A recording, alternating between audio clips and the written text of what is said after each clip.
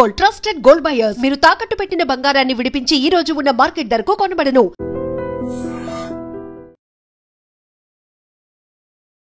KPHP తులసి నగర్ కాలనీలో ఏపీకి సంబంధించిన ఇద్దరు దంపతులు నివాసం ఉంటున్నారు. అట్లాగే వాళ్ళకి 4 ఏళ్ల కుమారుడు కూడా ఉన్నాడు.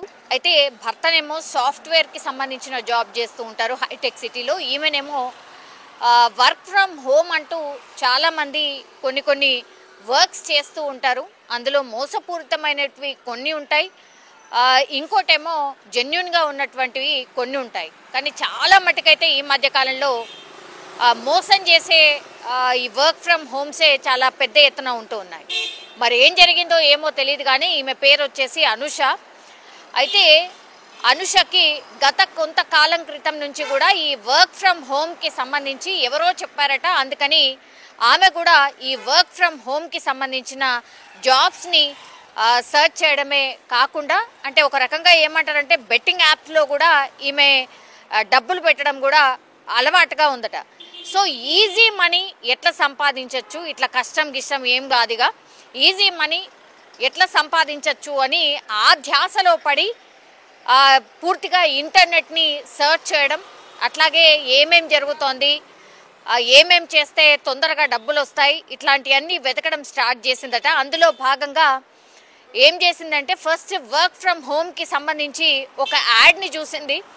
అందులో ఒక 1000 పెట్టుబడి పెడితే మీకు నెల తిరిగే లోపల 30,000 రూపాయలు రిటర్న్స్ వస్తాయంటూ కూడా ఒక ప్రకటన చూసింది. అందులో భాగంగా ఏం చేయొచ్చు ఏంటి అనేది కూడా పూర్తిగా చూసినప్పుడు ఆమె 1000 పెట్టుబడి పెట్టగానే ఆమెకు నిజంగానే ఒక నెలలో 30,000 రూపాయలు రిటర్న్స్ వచ్చాయి. దీంతో ఆశ పుట్టింది అనుషకి. దెన్ అగైన్ ఆ 30,000 పెట్టుబడి పెడితే 1,00,000 రూపాయలు ఇస్తాము అని ఆశ చూపారు.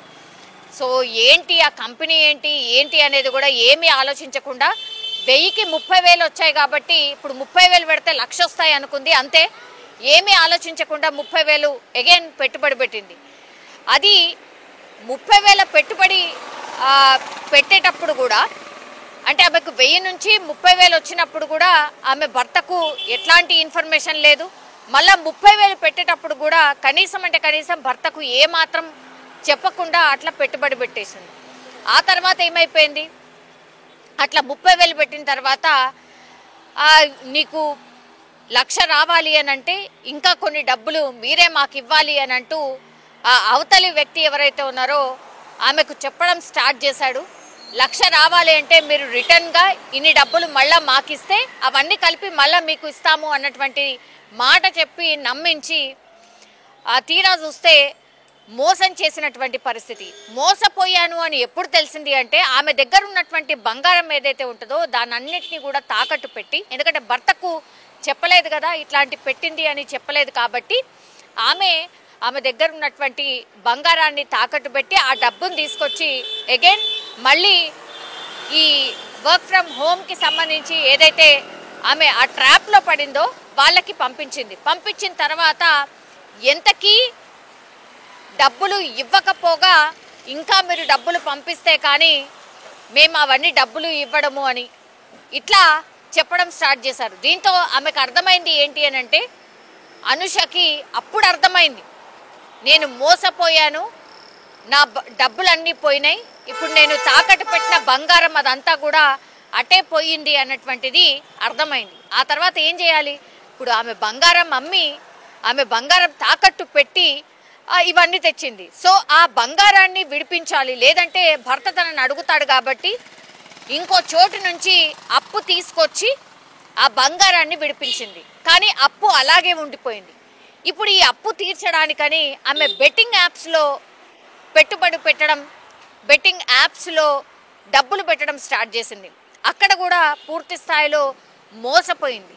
సో ఇవన్నీ వరుస పెట్టి ఒకదానికొకటి జరగడంతో ఇంకా ఎవరికి చెప్పాలో అర్థం కాక ఫుల్ స్ట్రెస్లో ఉండి అప్పులు పెరిగిపోయాయి కాబట్టి భర్తకు చెప్పుకోలేక, అటు తన అనే వాళ్ళకి ఎవరికి చెప్పుకోలేక ఇంకా నేను బతకడం వేస్ట్, నాకు ఆత్మహత్య శరణ్యం అంటూ ఆమె ఒక సూసైడ్ నోట్లో కూడా క్లియర్ కట్గా ఏమేం జరిగింది, ఎక్కడ పెట్టుబడింది, ఎక్కడ పెట్టుబడి పెట్టింది, ఎన్ని అప్పులు ఉన్నాయి, ఇవన్నీ రాసి పెట్టి సూసైడ్ నోట్ రాసింది.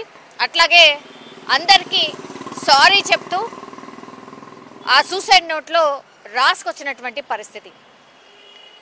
ఇదంతా పూర్తిగా అంటే చేయి దాటిపోయిన తర్వాత వాళ్ళ హస్బెండ్కి కూడా తెలియనటువంటి పరిస్థితి.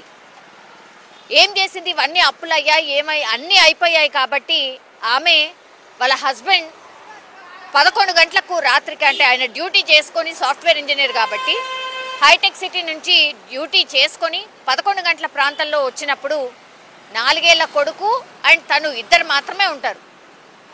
ఆమె ఫ్యాన్కి ఉరేసుకుంది. పాపం మరి 4 ఏళ్ల కొడుకు అప్పటికే పడుకున్నాడా లేదా తెలీదు, వాడికి ఎలా రెస్పాండ్ అవ్వాలో కూడా తెలియదేమో. మేబీ 11 గంటల రాత్రి తలుపు ఎంత కొట్టినా తీయట్లేదు, వాళ్ళ హస్బెండ్ వచ్చి ఎంత తలుపు కొట్టినా తీయట్లేదు. పక్కన కొలీగ్ కూడా ఉంటాడు, సో వాళ్ళు కూడా తలుపు కొట్టడం స్టార్ట్ చేశారు. చాలాసేపటి తర్వాత ఈ 4 ఏళ్ల బాలుడే లోపల నుంచి ఒక స్టూల్ వేసుకొని దానిపైన ఎక్కి ఆ డోర్ని తీస్తే కానీ లోపలి వెళ్ళి చూసేసరికి ఇప్పుడు వాళ్ళ భార్య ఫ్యాన్కి ఉరేసుకొని చనిపోయినటువంటి పరిస్థితి. ఎంత హృదయ విదారకం చూడండి. 4 ఏళ్ల చిన్నారి ఉన్నాడు, తల్లి చనిపోయినట్టు కూడా ఆయనకు తెలీదు. ఆయన్నే డోర్ దగ్గరకు వచ్చి స్టూల్ వేసుకొని డోర్ తీసేసరికి వాళ్ళ భార్య అండ్ వాళ్ళ అమ్మ ఉరేసుకున్నటువంటి పరిస్థితి.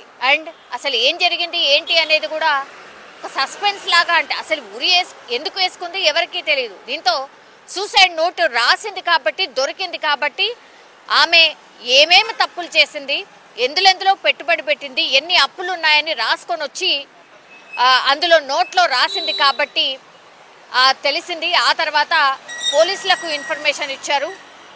పోలీసులు కేసు రిజిస్టర్ చేసుకొని మీరు ఈమె ఎక్కడ పెట్టుబడి పెట్టింది అంటే అగైన్ సైబర్ నేరం కిందనే వస్తుంది.